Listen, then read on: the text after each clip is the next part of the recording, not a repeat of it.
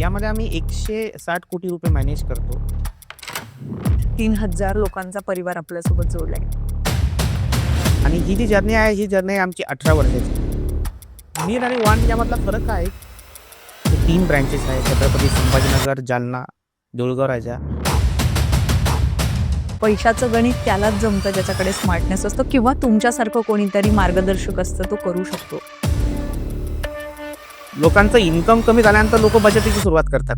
हम्म. आणि आमची प्रेझेन्सी पॅन इंडिया आहे. त्यांचा खर्च जवळपास 3,95,000 रुपये महिना.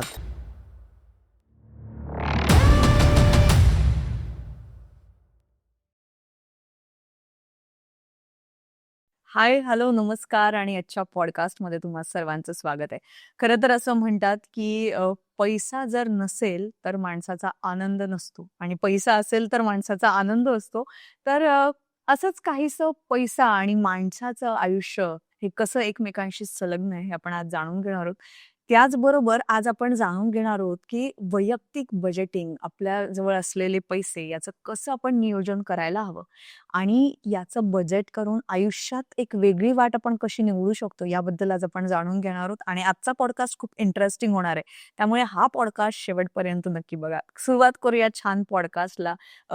खऱ्या अर्थाने डायरेक्टर ऑफ एस वेल्थचे सर्वे सर्व मी असं म्हणेल, योगेश सर आज आपल्या सोबत आहेत. योगेश सोनुने सर, आपलं खूप खूप स्वागत आहे आजच्या या पॉडकास्टमध्ये.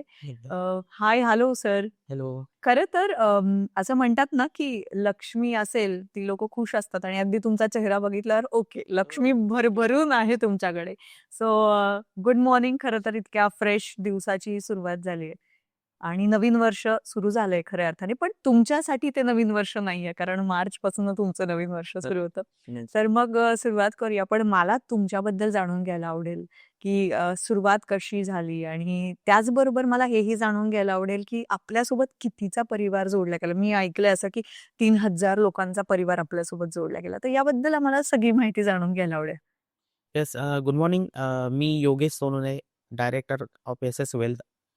मी मागच्या 18 वर्षापासून बाय प्रोफेशन यामध्ये आहे. आणि माझ्याकडे म्हणजे आमच्या पूर्ण टीमकडे 3,000 आमचे क्लायंट आहे. त्यामध्ये आमचे 3 ब्रँचेस आहे. छत्रपती संभाजीनगर, जालना, देऊळगाव राजा. आणि आमची प्रेझेन्सी पॅन इंडिया आहे. इव्हन आमचे येणारे क्लायंट पण आहे. ओके. यामध्ये आम्ही 160 कोटी रुपये मॅनेज करतो. आमचं विजन आहे की प्रत्येकाच्या आयुष्यामध्ये आर्थिक समृद्धता आणणे. आणि 2018 मध्ये आम्ही एक विजन घेतलं होतं की 2025 पर्यंत 1,00,000 लोकांना त्यांच्या आयुष्यामध्ये आर्थिक समृद्धता आणून देण्यासाठी त्यांना मदत करणे. वाव. आणि ही जी जर्नी आहे, ही जर्नी आमची 18 वर्षाची. म्हणजे 2007 मध्ये आम्ही काम चालू केलं होतं. तर या पद्धतीने आम्ही वर्किंग करतो. क्या बात आहे. खरं तर आपण अशी बरीचशी मंडळी आहेत जे आत्ता सुरुवात करतायत. कारण असं आपण म्हणतो ना की पैशाचं गणित त्यालाच जमतं ज्याच्याकडे स्मार्टनेस असतो किंवा तुमच्यासारखं कोणीतरी मार्गदर्शक असतं, तो करू शकतो. तर साधारण कुठल्या वयापासून आपण ही सुरुवात करायला हवी? म्हणजे आता मी आहे, तर माझं तर ऑलमोस्ट आता सुरुवातच आहे असं म्हणायला हरकत नाही. तर एक व्यक्ती म्हणून कुठल्या वयापासून आपण एक पैशांचं सुरुवात करायला हवी? सेव्हिंग्ज किंवा प्लॅनिंग म्हणतो आपण ज्याला. बघा, प्लॅनिंग तर हा विषय खूप मोठा झाला. पण बचतीची जी सवय आहे ही लहानपणापासून पाहिजे माणसाला. हो. कारण माझी जी जर्नी आहे, माझी ही जर्नी 18 वर्षाची आहे. पण बचत मी लहानपणापासून करतो. अगदी पिगी बँक, म्हणजे आपण त्याला मातीचा गल्ला म्हणतो. हो. बाजारात जाऊन मातीचा गल्ला आणणे, ते बचत करणे. आणि ही जी सवय आहे, ही सवय असं त्याला कुठलंही वय नसतं किंवा काय. ज्यावेळी तुम्हाला समजलं त्यावेळी ती स्टार्ट केली पाहिजे. आणि विशेष करून नेक्स्ट जनरेशनसाठी त्यांना लहानपणापासून ही सवय लावली पाहिजे. कारण हे जे आहे ना, ही सवय नाही, हे आपल्या ब्लडमध्ये उतरलं पाहिजे. बचत करणे, इन्व्हेस्टमेंट करणे आपल्या ब्लडमध्ये उतरलं पाहिजे. जसं तुम्ही म्हणालात की लहानपणापासून ही खऱ्या अर्थाने सवय असते बचत. पण मग बचत करणं म्हणजे असं असतं का हो, की आत्ता आपल्या इच्छा मारणं आणि मग एखादी अमाउंट आपण बाजूला ठेवणं, असं काही आहे का? नाही, मी असं पण म्हणणार नाही की वर्तमान काळामध्ये पोटाला चिमटा घेऊन तुम्ही भविष्याची चिंता करा. पण काय असतं की यामध्ये सर्व गोष्टी ज्या आहे, या सर्व गोष्टी ज्यावेळी करायला पाहिजे त्याच वेळी व्हायला पाहिजे. म्हणजे आज तुमचं जर इन्कम चांगलं आहे, आज जर तुमच्याकडे पैसा आहे, तरच तुम्ही तो पैसा सेव्ह करू शकता. ज्या दिवशी पैसा नसेल त्या दिवशी तुम्ही काय सेव्ह करणार? बरोबर. म्हणजे असं आहे ना, लोक आजारी पडल्यानंतर एक्सरसाइजची सुरुवात करतात. तर हम्म. लोकांचं इन्कम कमी झाल्यानंतर लोक बचतीची सुरुवात करतात. तर बचतीची सुरुवात केव्हा पाहिजे? ज्यावेळी तुमचं इन्कम आहे, आज तुमचं अर्निंग आहे, तरच तुम्ही 2 पैसे बाजूला काढून ठेवले पाहिजे. बरोबर. महत्वाचा मुद्दा असा असतो, की पैसा कमवणं हे सगळ्यांनाच जमतं. पण ते पैशाचं व्यवस्थित नियोजन करणं हे प्रत्येकाला नाही जमत. तर याबद्दल आपण बोलूया. तर कसं एक साधारण आपण ही सुरुवात कुठून करायला हवी? की आधी पैसा जास्तच कमवायला हवा का? जर तुम्हाला खूप सेव्हिंग करायची आहे तर? नाही, असं कधी होत नाही. जितका तुम्ही पैसा जास्त कमवणार, तितका तुमचा खर्च जास्त होणार. कारण काय होतं, की आजच्या डेटमध्ये हाउसहोल्ड एक्सपेन्सेस हा फार कमी असतो हं. आणि जितकं आपण इन्कम वाढतं आपलं, तसं आपला लाईफस्टाईल एक्सपेन्सेस वाढत जातो आणि लाईफस्टाईल एक्सपेन्सेसला त्याला काही मर्यादा नाही. ते तुम्ही म्हणजे तुमच्याकडे कारपर्यंत तुम्ही रोल्स रॉयल्सपर्यंत पण कार घेऊ शकता. आज तुमचं इन्कम आहे त्यामध्येच तुम्हाला प्लॅनिंग करावं लागणार आहे. आज तुमचं इन्कम आहे त्यामुळे तुम्हाला बजेटिंग करावं लागणार आहे. हं. आता जसं तुम्ही म्हणालात, की बजेटिंग. तर साधारण बजेटिंग नेमकं काय आहे? आणि बजेटिंग म्हणजे काय मला जाणून घ्यायला आवडेल आणि त्याची सुरुवात कशी करावी एखाद्या व्यक्तीने? बजेटिंग आता याला तुम्हाला एकदम सोप्या भाषेमध्ये जर समजून सांगायचं तर बजेट म्हणजे काय? तर बजेट म्हणजे गव्हर्नमेंट दरवर्षी बजेट डिक्लेअर करते. हं. आपले जे फायनान्स मिनिस्टर आहे फेब्रुवारीमध्ये हो. येतात आणि बजेट डिक्लेअर करतात. तर बजेट म्हणजे काय? की बजेट म्हणजे तुमचं इन्कम किती आणि एक्सपेन्सेस तुम्हाला कुठल्या ठिकाणी किती करायचा अलोकेशन वाईज, हं, प्रायोरिटी वाईज. हं. That is called budget. Okay. आपण एक उदाहरण घेऊया, की गव्हर्नमेंटनी बजेट डिक्लेअरच केलं नाही आणि जसा पैसा आला तसा खर्च करत गेले. तर इकॉनॉमी ग्रो होईल का? नाही होणार. नाही होणार. हं, समजा ₹100 येत आहे इन्कम टॅक्समधून हं, किंवा रेव्हेन्यूमधून आणि ₹100 खर्च होणार, तर ते इक्वल बजेट झालं. हं. म्हणजे ना इन्कम, ना नफा, ना तोटा. एक्झॅक्टली. ₹100 येणार आणि ₹90 खर्च होणार असं कधी होत नाही. कारण विकास तर करायचाच आहे. बरोबर. ₹100 येणार आणि ₹110 खर्च होणार. म्हणजे काय झालं, की वित्तीय तूट जी आहे ना, ही वित्तीय तूट 10% ची आहे. हं, फिस्कल डिफिसिट देशाचा 10% चा आहे. तर आपले जे फायनान्स मिनिस्टर हे काय करतात, की वित्तीय तूट कुठून भरून काढायची? हं. तर काही ठिकाणी ते इन्कम वाढवणार आणि काही ठिकाणी खर्च कमी करणार. ओके. राइट? खर्च करताना पण तुम्हाला हायर प्रायोरिटी, मीडियम प्रायोरिटी आणि लोअर प्रायोरिटी. नाही, हं, गव्हर्नमेंटला वॉन्टच्या ठिकाणी खर्च करायचा आहे. त्यांना पहिले नीडच्या ठिकाणी खर्च करावा लागणार. ही हं, जी गोष्ट आवश्यक आहे. आणि बजेट जर व्यवस्थित झालं तरच तो देश प्रगती करू शकतो. हं. त्या देशाची जीडीपी वाढेल. सेम हे गव्हर्नमेंटचं बजेट आहे. सेम बजेट आपल्याला आपल्या कुटुंबाचं करावं लागणार आहे. एक्झॅक्ट. आपलं इन्कम किती आणि एक्सपेन्सेस किती आणि हे बजेट फक्त एकाने करायचं नाही. हे बजेट कुटुंबातील प्रत्येक व्यक्तीने करायचं. हं. आणि कुटुंबामध्ये आपले जे फायनान्स मिनिस्टर आहे, हे बजेट सादर करून दाखवतील. हं. पुढच्या वर्षी आमचं इतकं इन्कम येणार आहे आणि प्रत्येकाने कुठल्या हेडला किती खर्च करायचा. ओके. हे जर तुम्ही व्यवस्थित सादर केलं, तर जशी देशाची प्रगती होती, तशी आपली कुटुंबाची पण आर्थिक प्रगती होऊ शकते आणि आपण समृद्ध होऊ शकतो. आत्ता तुम्ही बोलता एक महत्वाचा मुद्दा बोललात, की वॉन्ट, नीड आणि तिसरी गोष्ट तुम्ही म्हणालात. तर हे काय आहे? हे नेमकं मला पण जाणून घ्यायला आवडेल. नीड आणि वॉन्ट यामधला फरक काय आहे, की नीड म्हणजे तुम्हाला त्या गोष्टीची गरज आहे हं. आणि वॉन्ट म्हणजे तुम्हाला ती गोष्ट करावीशी वाटते. ओके. एक उदाहरण घेऊया, की हं. iPhone 70 Pro घेणे हं. ही वॉन्ट आहे हं. आणि 20,000चा एक Android फोन घेणे ही तुमची नीड आहे. ओके. आता यामध्ये सिंपल आहे, की जनरली काय होतं, की 1,50,000चं तुमच्याकडे बजेट आहे. जर तुम्ही 20,000चा फोन घेतला आणि 1,30,000 जर तुम्ही गोल्डमध्ये इन्व्हेस्ट केले किंवा एफ-डीमध्ये इन्व्हेस्टमेंट केलं किंवा कुठेही इन्व्हेस्ट केले, तर तुमचा पैसा ग्रो होत जाईल. हां, एक्झॅक्टली. पण तुम्ही 1,50,000चा फोन घेतला, तर तुमचा पैसा जो आहे ना, हा इन्क्रीज होणार नाही, तो डिक्रीज होत जाईल. हं. राइट? तर नीड आणि वॉन्ट हे तुम्ही तुमच्या बजेटमध्ये काढावं लागणार आहे. बजेटमध्ये मी तुम्हाला एक गोष्ट सांगायचं विसरलो, की बजेटमध्ये सिंपल तुम्हाला फार काही रॉकेट सायन्स नाहीये. एक एक तुम्ही तुमचा नोटपॅड घ्यायचे. नोटपॅडमध्ये तुमचे सर्व खर्च लिहायचे. हं. खर्च कुठले? Daily expenses, monthly expenses, yearly expenses जे 2-3 वर्षानंतर खर्च होतात ते पण लिहायचे आणि त्याला डिव्हायडेड 12 करा किंवा त्याला मंथलीमध्ये कन्व्हर्ट करा. तुम्हाला लक्षात येईल, की तुम्ही कमवता किती आणि खर्च किती करता. ओह! अगदी मी तुला एक सांगतो. माझी एक पुण्याची क्लायंट आहे. आम्ही त्यांचं बजेटिंग केलं. त्यांच्या फॅमिलीमध्ये दोघांचं इन्कम जवळपास ₹4,00,000. हं. आय-टीमध्ये काम करतात. दोघांचं मंथली. इन्कम हं. ₹4,00,000. ₹4,00,000 मंथली. हं. ओके. बजेटिंगमध्ये आम्ही त्यांचा household expenses, lifestyle expenses, vacation, personal care सर्व गोष्टीचा एक्सपेन्सेस काढला त्यांचा खर्च जवळपास 3,95,000 रुपये महिना. तुम्हाला खोटं वाटत असेल, पण माझ्याकडे बजेटिंगची एक शीट आहे. हे ज्यावेळी त्यांनी ऐकलं ना, ते शॉकिंग. कारण त्यांच्याकडे फक्त पैसा येत होता आणि खर्च करत होते. आणि मी त्यांना विचारलं, की जर आजचं तुमचं इन्कम जे आहे आज, भविष्यामध्ये नसेल तर तुम्ही प्लॅन बी काय केलेलं आहे? काहीच केलेलं नव्हतं. एक्झॅक्टली.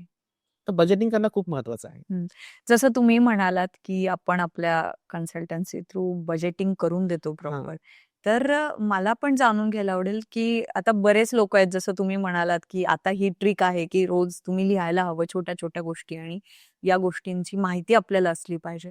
तर एक काय साधारण आपली प्रोसेस असते, जर आपल्याला कोणी पहिल्यांदा भेटायला आलंय, तर त्यांना कसं आपण सांगतो, की इथून सुरुवात करायला हवी? आता यामध्ये काय आहे, की मी फार जर अवघड सांगितलं तर लोकं अवघड करत नाही. बरोबर. मी तुम्हाला एकदम सिंपल पद्धतीने सांगतो. 3 प्रकारचे लोकं असतात. हं, पहिला व्यक्ती असतो income minus expenses is equal to saving. हं, income minus expenses is equal to saving.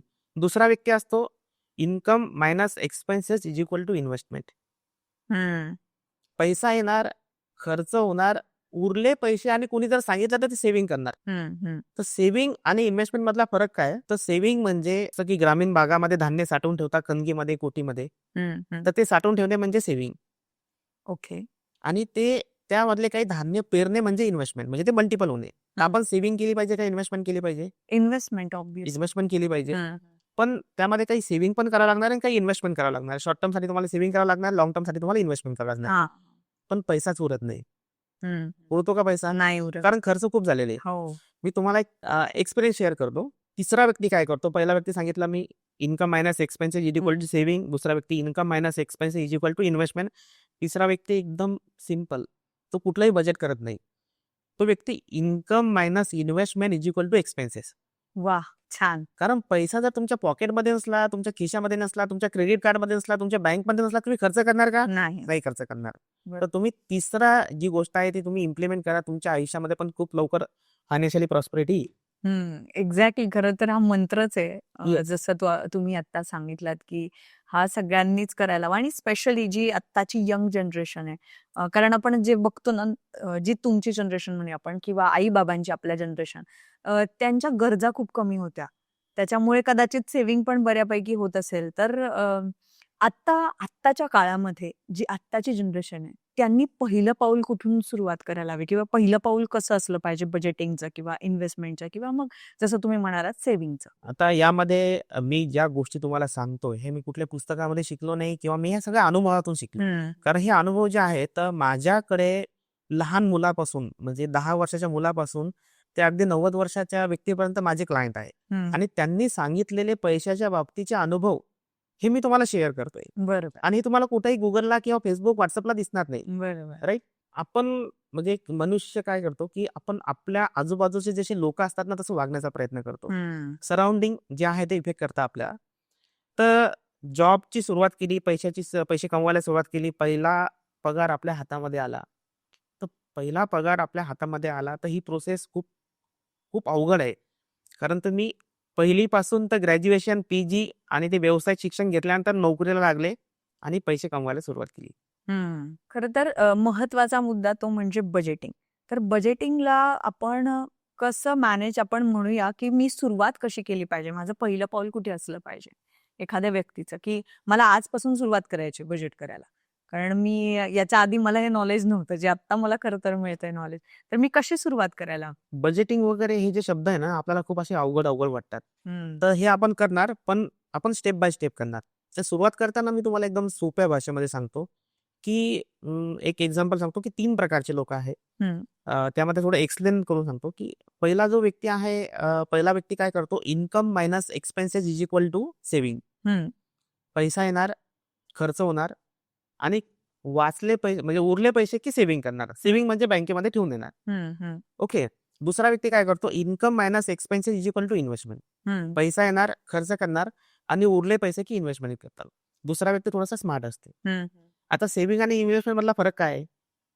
Saving आणि इन्व्हेस्टमेंट मधला फरक हा आहे, की सेव्हिंग म्हणजे ग्रामीण भागामध्ये आपण धान्य साठवून ठेवतो. हं. शेतकरी धान्य साठवून ठेवतो कणगीमध्ये किंवा कोठीमध्ये. बरोबर. ते म्हणजे सेव्हिंग. हं, त्यांनी ते धान्य वाढणार का? नाही. नाही. पण त्या धान्यामधलं काही धान्य पेरलं म्हणजे ते मल्टिपल होणार, ते वाढणार. एक्झॅक्टली. सेव्हिंग म्हणजे धान्य साठवून ठेवणे आणि ते धान्य पेरणे म्हणजे इन्व्हेस्टमेंट म्हणजे मल्टिपल होणे. आपण काय केलं पाहिजे? इन्व्हेस्टमेंट केलं पाहिजे. एवढंच आपल्याला सोपं जातं. पण तसं होत नाही. आणि बजेटिंग करायचं म्हणलं तर ते खूप अवघड आपल्याला ते शब्द वाटतात, ते पण होणार नाही. तर मी तुम्हाला एक सोपा मंत्र देतो. तिसरा व्यक्ती काय करतो? Income minus investment is equal to expenses.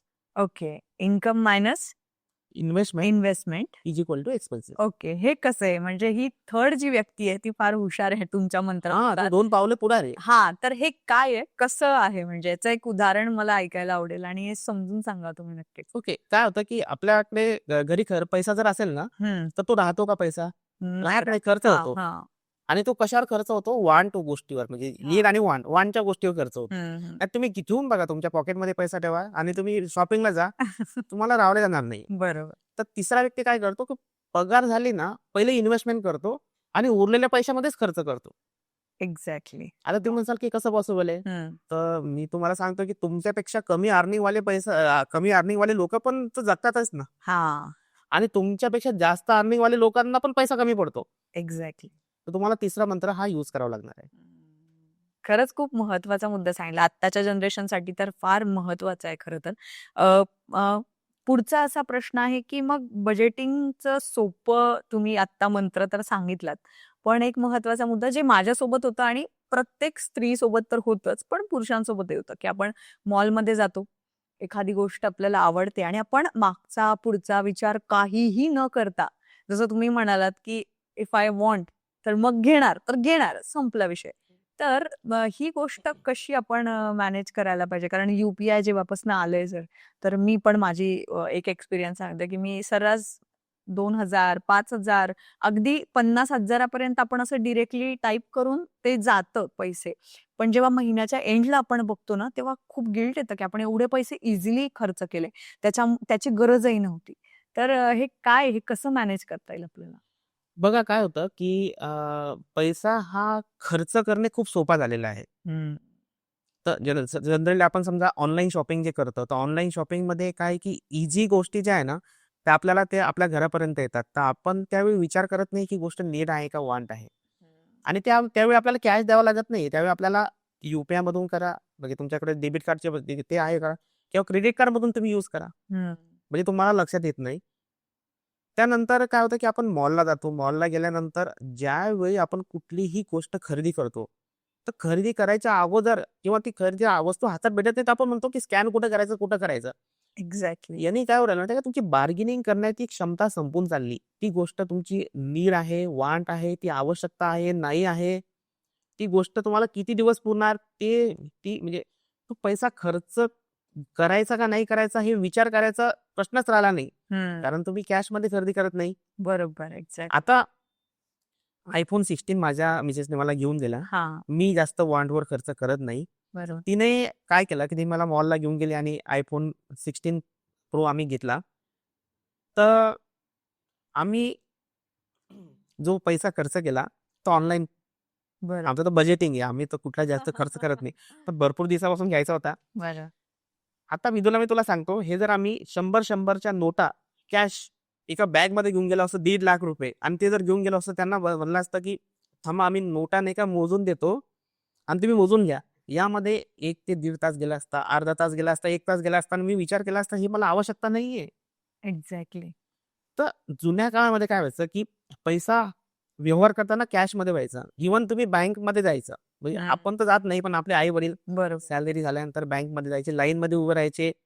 बँकमधून तो पैसा घरी घेऊन यायचे, लिहायचे आणि नंतर खर्च करायचे. हो. यू-पी-आयने काय होऊ राहिलं, की तुमची विचार करण्याची क्षमता संपून चालली. विचार केव्हा करतं माणूस? यू-पी-आयमधले सर्व पैसे संपल्यानंतर. संपल्यावर. बरोबर. एक्झॅक्टली. तर तुम्ही पैसे कमवताना तर तुम्हाला तुमचं नियोजन करावं लागणार. कोणी येऊन सांगणार नाही, की "विदुला तुझं जास्त खर्च होतंय, तुला कमी खर्च करावा लागणार आहे." जसं आत्ता तुम्ही म्हणालात, की ऑनलाईन शॉपिंग.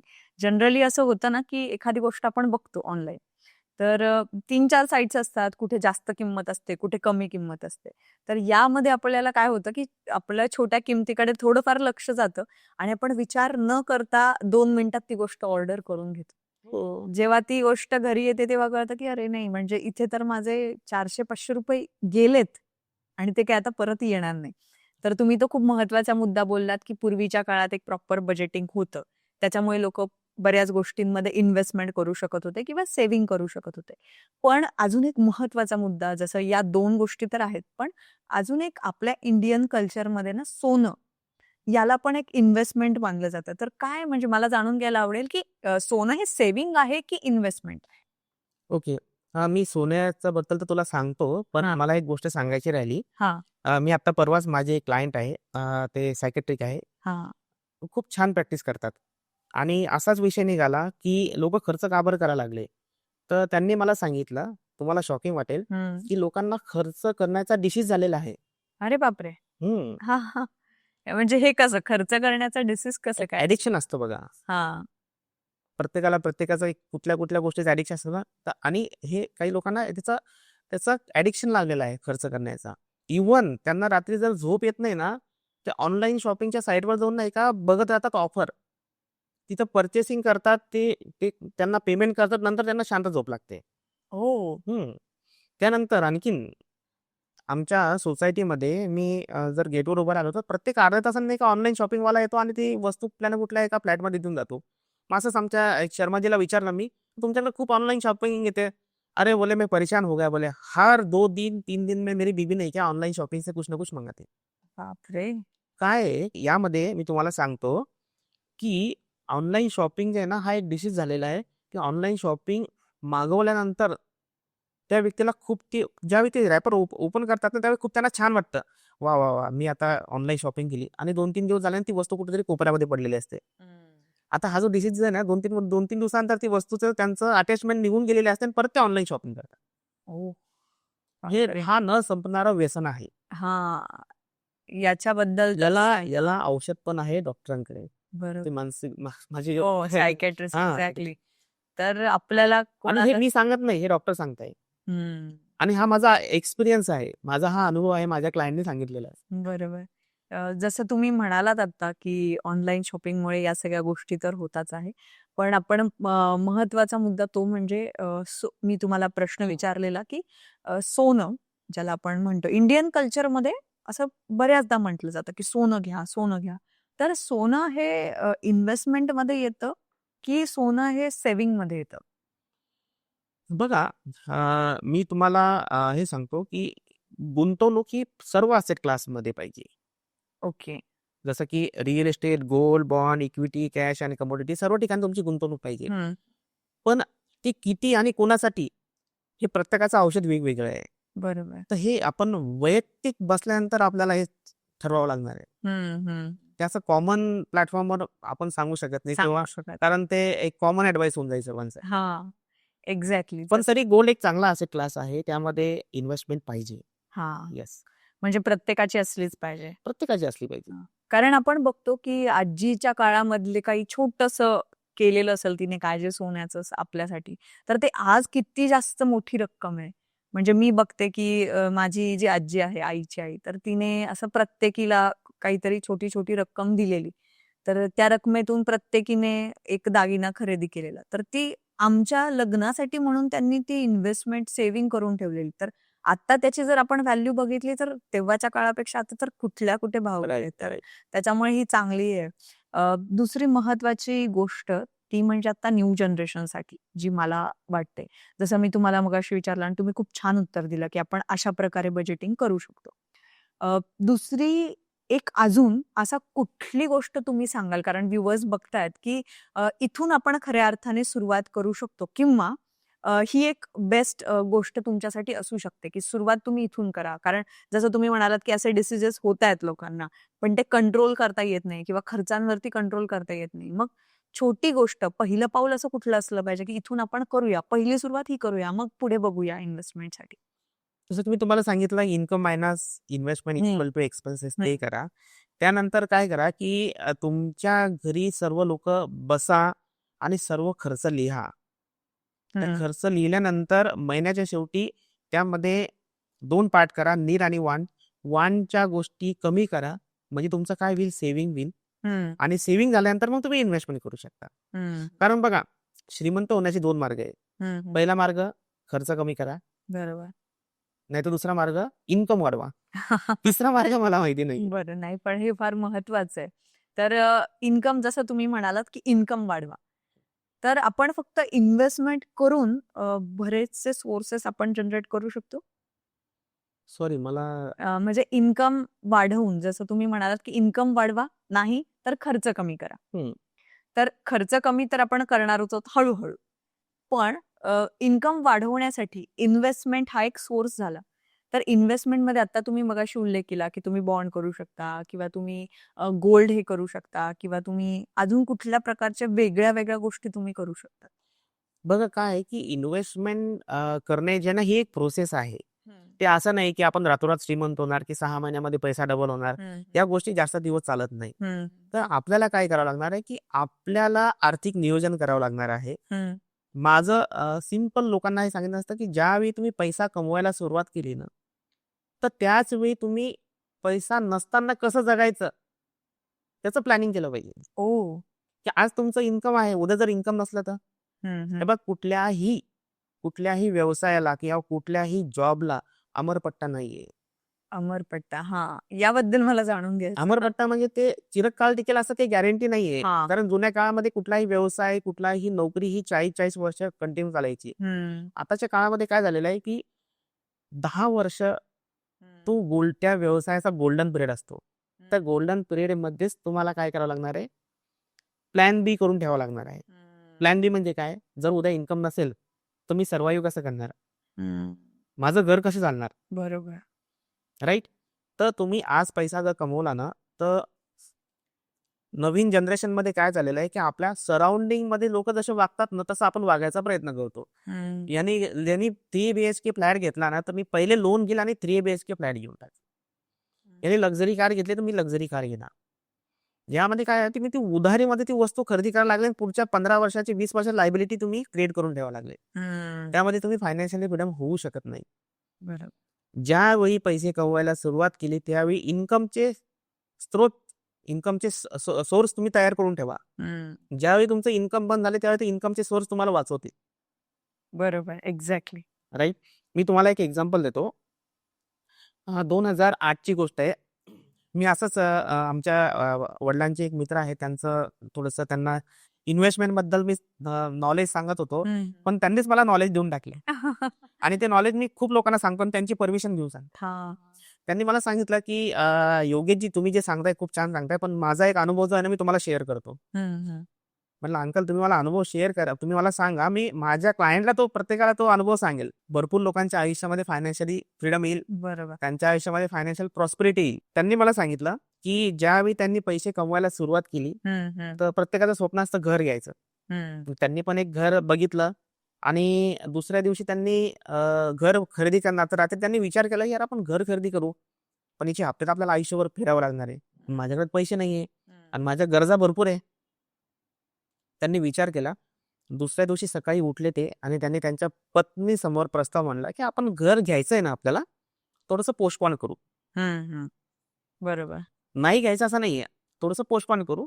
कारण काय आहे, की त्यांनी हे सांगितलं, की आपल्याला हे जे पैसे आहे ना आपल्याकडे हे धान्य आहे.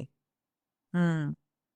हे धान्य काय करू आपण, हे बी जे आहे ना, हे पेरू, याला मल्टिपल उदीव आणि नंतर मग त्याच्यातून हे करू. हं. हे जर आपण कन्झ्युम केलं, हे जर खाऊन घेतलं तर आपला पैसा वाढणार का? नाही. बरोबर. एक्झाम्पल त्यांनी खूप छान सांगितलं.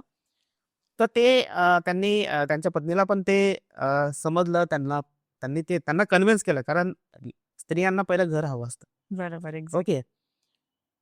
ते गेले गावाच्या बाजूला त्यांनी ज्या पैशामध्ये त्यांना घर घ्यायचं त्याची शेती खरेदी केली. हं. 4 वर्ष, 5 वर्ष थांबले आणि नंतर त्या काळामध्ये बघा आता प्रत्येक असेट क्लासचा नाही काही दिवस असतो. हं. 5 वर्षामध्ये तो पैसा त्यांचा 4 टाईम, 5 टाईम झाला. ओह! बघा त्यांचा जो पैसा होता ना त्यांनी काय केलं त्या पैशाला पेरलं. हं. पैशाचं झाड लावलं. हं. रातोरात श्रीमंत नाही झाले. बरं. सट्टा लावला नाही. बरोबर. नंतर त्यांनी पैशावर पैसा कमवला, पैशावर पैसा कमवला, पैशावर पैसा कमवला. आज त्यांची नेटवर्थ 300 कोटीची आहे. बापरे! वाह!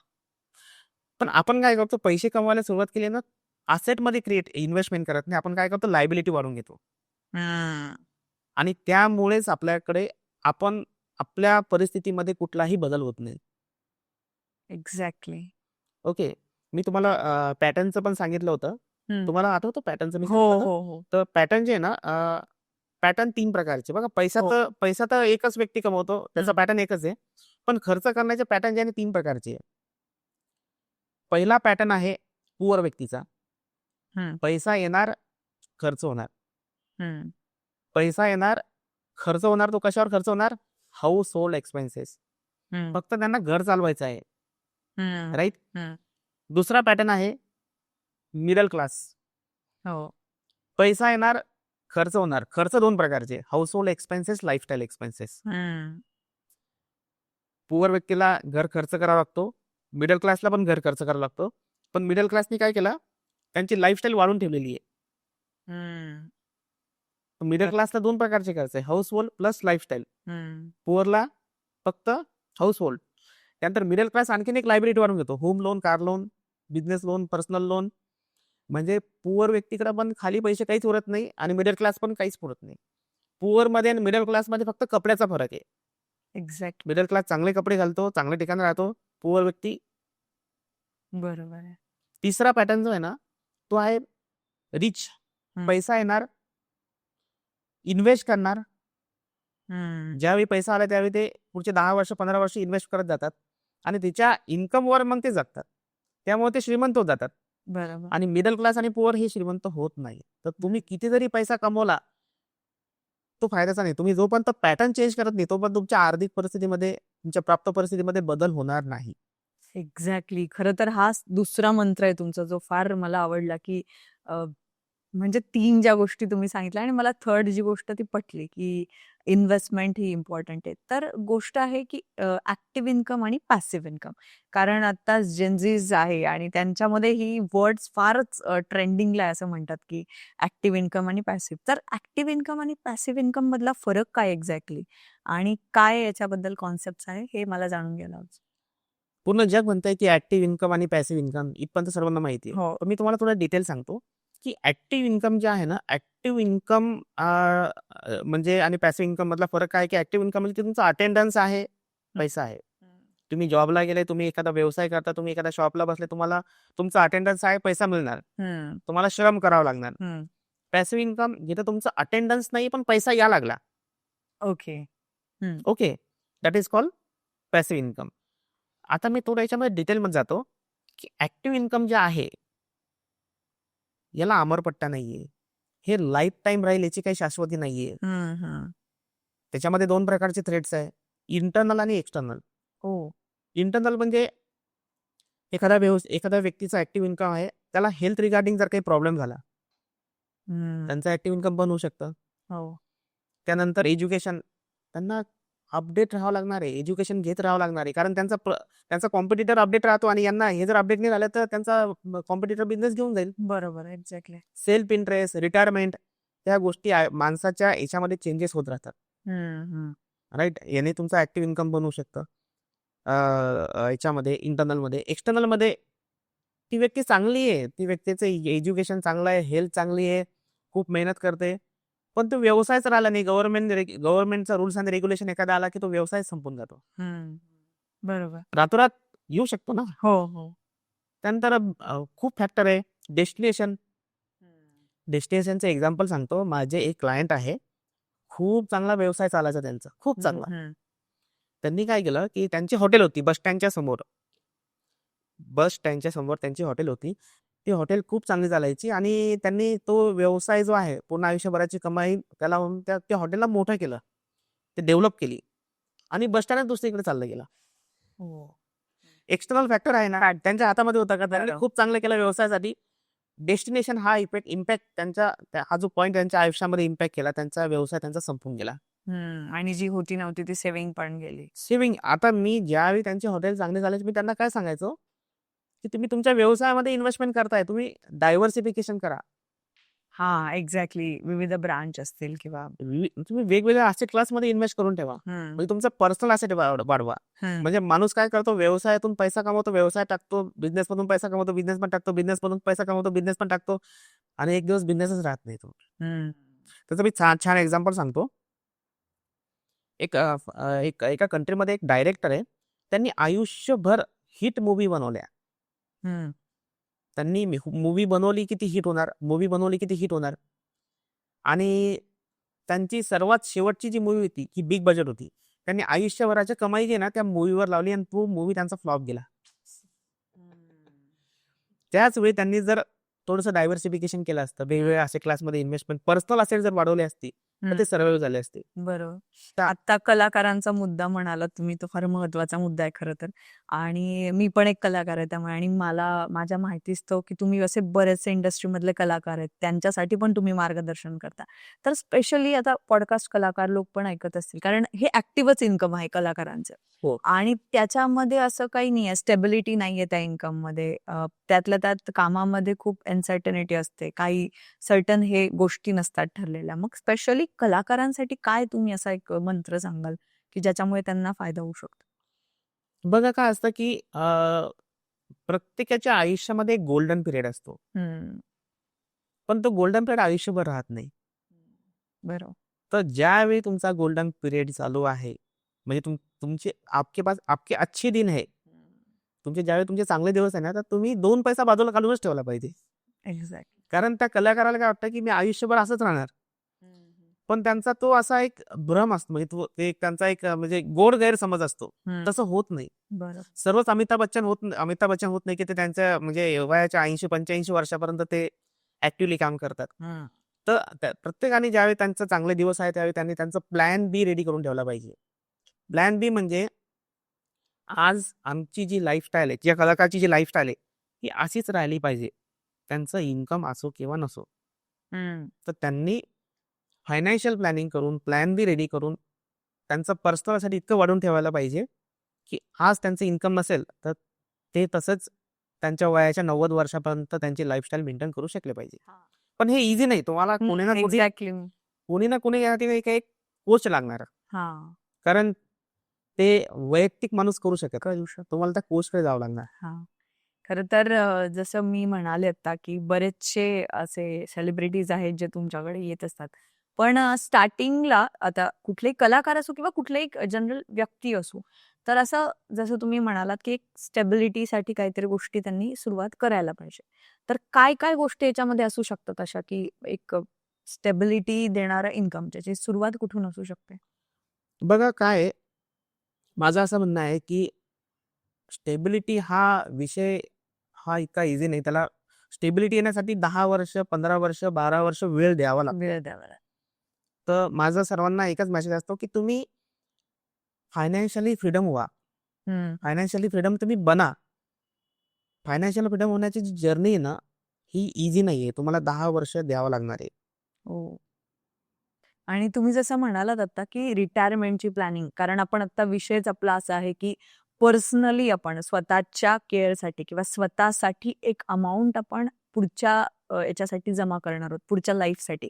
तरच आपण फायनान्शियली इंडिपेंडंट होऊ शकतो. येस. तर रिटायरमेंटसाठी आजपासून वयाच्या एक 25 वर्षापासून किंवा वयाच्या 22-23 वर्षापासून पण सुरुवात आपण करू शकतो का? आणि ती कशी असली पाहिजे सुरुवात? नाही, मी मागे पण तुम्हाला सांगितलं, की सुरुवात ही लहान मुलगा पण करू शकतो. अगदी त्याच्यात पॉकेट मनी जो मिळतो ना, त्याच्यापासून पण तो सुरुवात करू शकतो. तुम्हाला बजेटिंग करावं लागणार आहे. पॉडकास्टच्या शेवटाकडे आपण वळतोय. पण जसं आमच्या पॉडकास्टची एक छान थीम आहे, की आम्ही रॅपिड फायर करतो. रॅपिड फायर म्हणजे क्षणात तुम्हाला उत्तर द्यायचंय काही गोष्टींचं. तर करायची सुरुवात गेमला? हो, हां. करा, करा. हां, ओके. सो प्रश्न पहिला असा आहे, की iPhone घेणं हे लायबिलिटी असू शकतं की ॲसेट? लायबिलिटी. ओके. एक्झॅक्टली हे बरोबर आन्सर आहे. त्याच्यानंतर खूप महत्वाचा मुद्दा, जो की महागडे वस्तू म्हणजे महागडे खास करून कपडे. महागडे कपडे खरेदी करणं फक्त आणि फक्त आपल्या आनंदासाठी. हे लायबिलिटी असू शकतं की ॲसेट्स? काही लोकांसाठी लायबिलिटी आहे, काही लोकांसाठी असेट्स आहे. एक्झॅक्टली. महागडे परफ्यूम्स जे खूप ब्रँड्स आहेत, त्याचे खूप मोठी-मोठी नावं आहेत. आणि ती महागडी परफ्यूम आपल्याकडं असणं, हे लायबिलिटी असू शकतं की ॲसेट? सेम. प्रत्येकासाठी ही म्हणजे काही लोकांसाठी लायबिलिटी आहे, काही लोकांसाठी असेट्स आहे. कारण एखादा ॲक्टर आहे त्यांना महागडं परफ्यूम तर यूज करावं लागणार आहे. एक्झॅक्टली. महत्वाचा अजून मुद्दा की आपण एज्युकेशन लोन हे घेतलं पाहिजे हं. की आपण म्हणजे एज्युकेशन आणि पैसा यांचं एकमेकांशी खूप नातं आहे की खूप नातं नाहीये? एज्युकेशन आणि पैसा जे आहे तर याचं फारसं नातं नाहीये. ओ, खरं तर याच्या पुढचा पॉडकास्ट हा जास्त इंटरेस्टिंग होणार आहे. त्याच्यामुळे तुम्ही याच्या पुढचा पॉडकास्ट बघा, कारण म्हणजे या प्रश्नाचं मला पण उत्तर हवंय, की पैसा आणि एज्युकेशन याचा काहीही संबंध नाही. फारसा संबंध फारसा संबंध नाही असं आपण म्हणूया. त्याच्यामुळे याच्यासाठी पुढचा पॉडकास्ट अजून जास्त इंटरेस्टिंग होणार आहे. Thank you so much sir. इतका छान वेळ आपण दिलात, कारण खूप वेळ लागतो या सगळ्या प्रोसेसला, इन्व्हेस्टमेंट या प्रोसेससाठी, आणि तुम्ही तुमचा एक मिनिट हा खूप महत्वाचा आहे. सगळे क्लायंट्स असतात पूर्ण महाराष्ट्रभरातून, पूर्ण देशातून मी म्हणेल, आणि जगातून येणार पण आहे. येणार. एक्झॅक्टली. तर आम्हाला हा वेळ तुम्ही दिला, त्यामुळे थँक यू सो मच. आणि पुढचा पॉडकास्ट जास्त इंटरेस्टिंग होणार आहे. So stay tune. Thank you. धन्यवाद.